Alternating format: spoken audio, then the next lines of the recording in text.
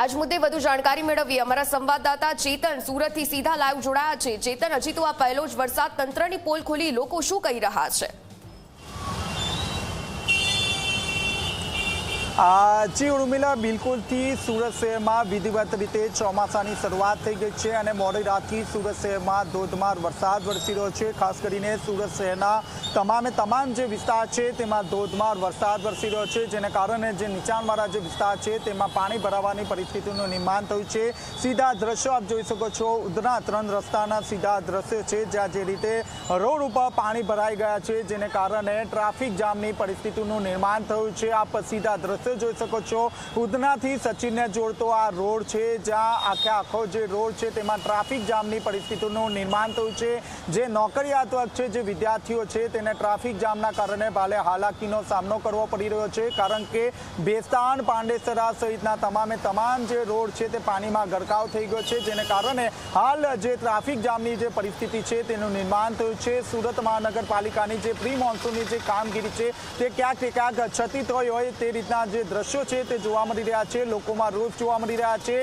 ખાસ કરીને સુરત મહાનગરપાલિકાના મ્યુનિસિપલ કમિશનર પ્રી મોન્સૂનની કામગીરીને લઈને રસ્તા પર ઉતર્યા હતા અને આ વખતે એવું કહેવામાં આવ્યું હતું કે ક્યાંય પાણી ના ભરાય, પરંતુ આપ સીધા દ્રશ્યો જોઈ શકો છો, સુરત શહેરના રસ્તા ઉપર પણ પાણી ભરાઈ ગયા છે, જેને કારણે દૂર સુધી ટ્રાફિક જામની પરિસ્થિતિનું નિર્માણ થયું છે।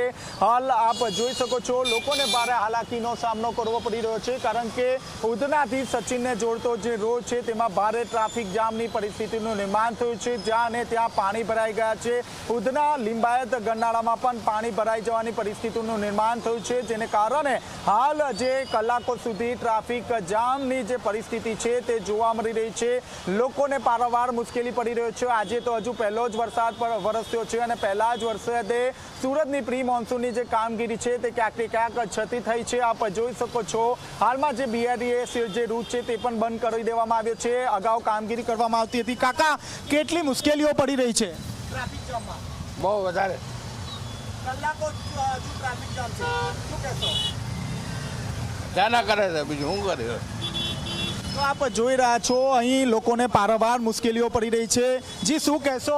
ટ્રાફિક જામ જોવા મળી રહ્યો છે વરસાદના કારણે? ટ્રાફિક જામ વરસાદના કારણે તો હોય જ છે, પણ વરસાદ નથી હોતો તોય પણ અગાઉ પાણી ભરાઈ ગયા,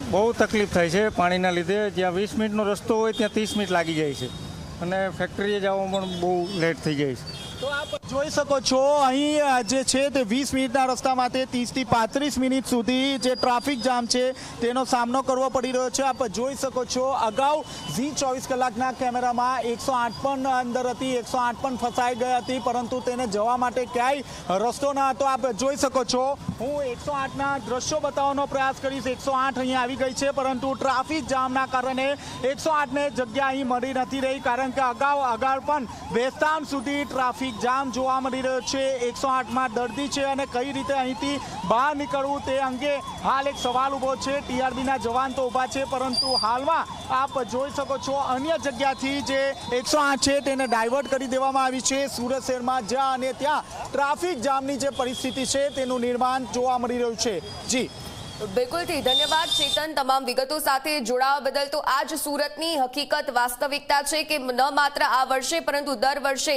કેડસમાં પાણી સુરતમાં ભરાતા હોય છે। તંત્રની પ્રી મોન્સૂન કામગીરીના દાવા અહીં જ પોકળ સાબિત થતા હોય તેવા દ્રશ્યો સુરતના આપ જોઈ રહ્યા છો।